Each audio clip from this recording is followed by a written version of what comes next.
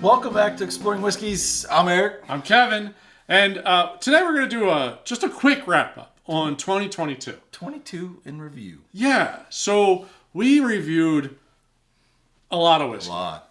I mean, if you ignore... All right, so if we ignore the March Madness series, and we ignore the Advent series, we probably reviewed 70 bottles? Sounds about right. Something along those lines. So, what we're doing is we're listing off our top 5. So, went back through all the different ones, try to remember them, but really kind of thought about like which ones were really... 2023, we're going to do this in a 2-part. We're going to do the first half. Yes. It's hard to remember. We may do a June... so far in review. Q1, Q2, Q3, Q4. Exactly. And then if we can, maybe we'll take notes and then we'll re-rank at the very end. Yes. Anyway, so we're gonna have one of just a local distillery. Yeah. So we're just gonna grab the honey finished bourbon from Wheeler's Raid. Very good, but I don't remember. I don't think we reviewed this one this year. I think this was a last year thing. Oh, no, I'm totally throwing that. I think this was a 2021 thing, not a 2022 thing. Wow. You got to say that now. So, we're going to sample on some of this, and then we're going to do, how do you want to do it? You want to start 5 up? Do you want to do your honorable mentions first? Like, how do you want to play? I'll do my honorable mentions first. All right, so what do you got for an honorable mention? I'm going to go with 3. And the first 2 I've had a while back. Okay. Don't remember being a huge fan of them. They were 2 that really surprised me. Okay. First one was Tin Cup. Okay. I just remember having it at a whiskey festival years ago. I was like, man, this is harsh. Yeah. Not even close. No, that 10-year was fine. Yeah. Underproofed, in my opinion. Yeah. But fine. That's common for a lot of what we drink on the show. And I'll say the next one's another local one. It's Corsair. And they are known for their triple smoke. Yep. And it probably goes back, and I may have said this when we reviewed it. Back when I first had it the first couple of times, I wasn't a Scotch drinker. Right. I didn't care for that flavor. But now that I enjoy a peaty Scotch, coming back to it, that's not bad. Ooh, not so bad at all. It's not so bad. It's a really interesting smoked American single malt. Yeah, very neat. They're right next door to my office. I can walk over there right after work if I wanted to. And the third one is, one we stumbled upon, really, up at the Bardstown Bourbon Festival this year. Just happened to be in a liquor store checking out some stuff and met the ladies from Milam and Green down in Texas, and had a great conversation with them. They were nice enough. They bought us a bottle to do on the show. You bought another one of the bottles, which I don't think we've done yet. But reading the label and hearing their story, I mean, they're kind of, or that particular bottle, they're kind of following the Bardstown. Right. It's a blend. It's kind of like their fusion series. Right. Blend of like 3 or 4 other bourbons and some of their own. Yeah, and I'll tell you what, not being a huge fan of anything that's come out of the state of Texas other than it was not. Balcones is really pretty solid. I'm not gonna say it blew my socks off, but I was very impressed with that bottle. And that's the first edition. Mm-hmm. So really excited to see where they go with that. I was disappointed. They did tell me that they had shipped 8 cases to the Total Wine here, and apparently everyone during the holidays had gobbled it up. Yeah. So I wasn't able to get any more. All right. So my honorable mentions.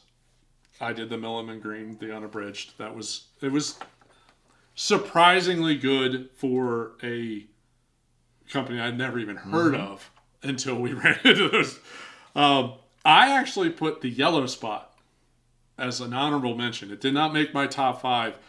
It at the time probably some of the best Irish whiskey I've ever tasted.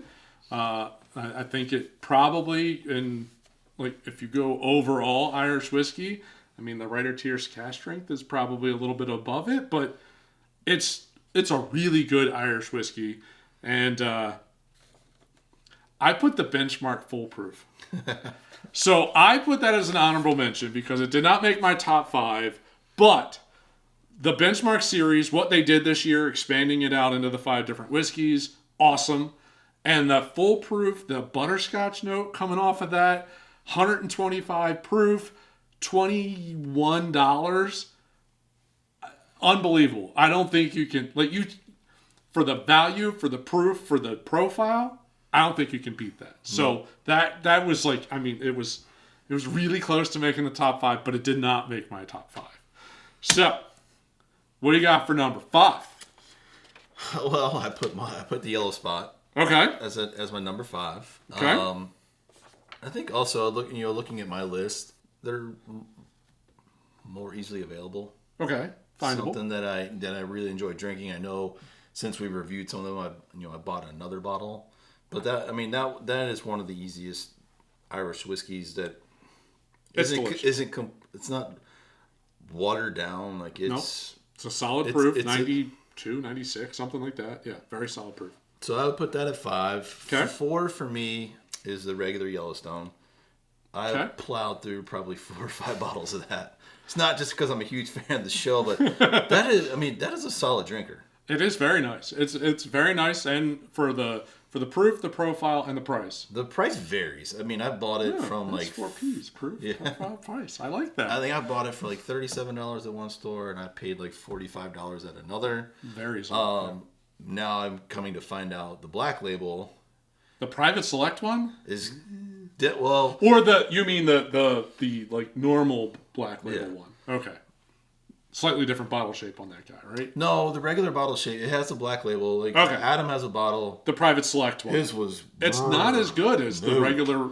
But then I have other friends that have it as well, and I explain what I tasted, and they're like, "Oh, you got to taste mine. It's not even remotely close." Huh. So interesting.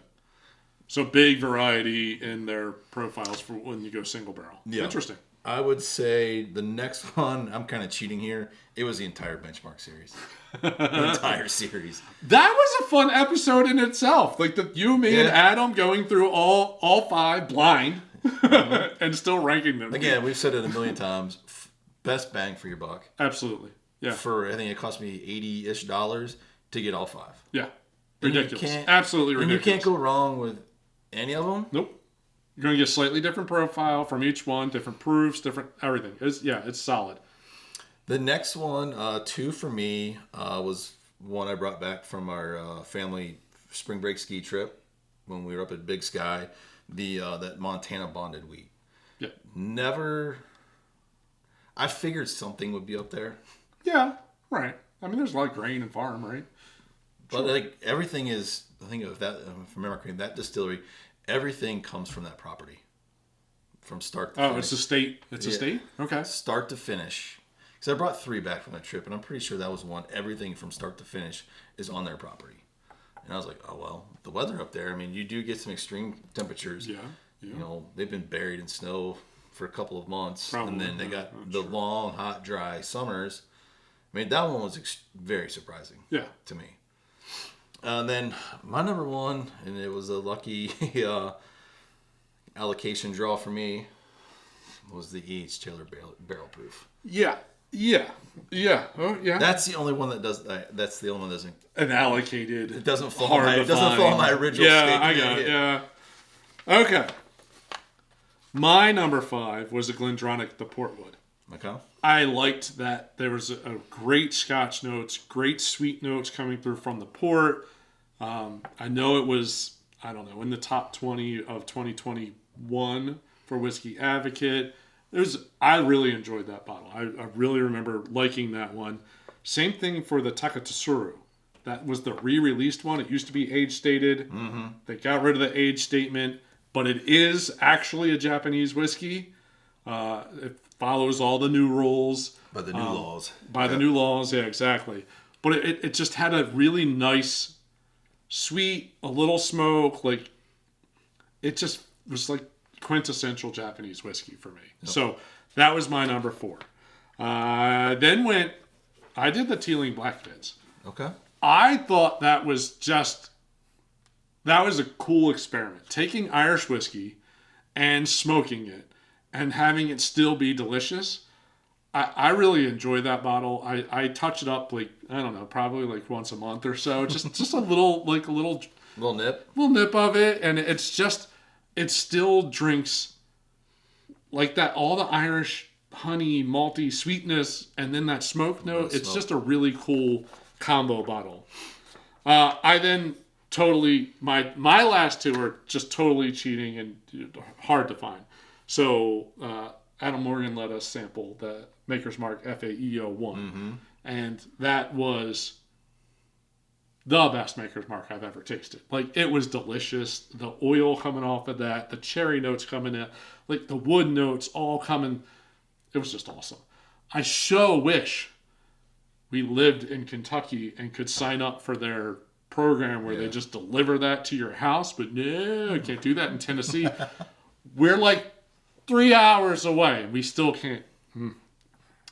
Anyway, that's a whole different soapbox. And then matching that, my number one matched your number one. So that E.H. Taylor barrel proof. I've sampled some other whiskeys, and it may not be my top 5, but it is probably really close to my like number 5 best bourbon I've ever tasted coming out of like a normal bottle. It was their bourbon and the their proof rye is delicious.